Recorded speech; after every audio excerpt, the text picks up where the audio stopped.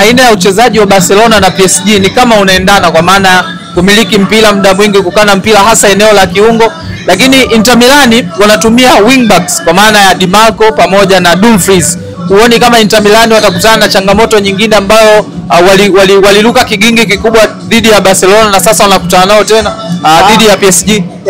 True. Na moja kati ya game ambazo inawezekana mimi natamani kumuona Simone Inzaghi ni kitu gani cha tofauti ambacho anaweza akajibu mbele ya PSG. Kwa sababu ni kocha ambaye ana uwezo mkubwa sana wa kuzuia nyuma.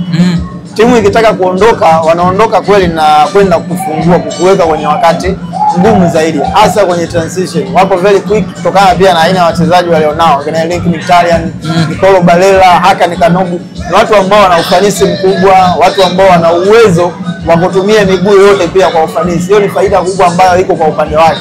Ni viungo ambao wana uwezo wa kukupa energy dakika ya kwanza mpaka ya mwisho kwa kiwango kikubwa sana. Kwa hiyo inawezekana wakatoa mechi ngumu mbele ya PSG ambao inawezekana wakati Barcelona anachukua ubingwa 2015 Luis Enrique alikuwa kocha mkuu. Alikuwa na Andres Iniesta.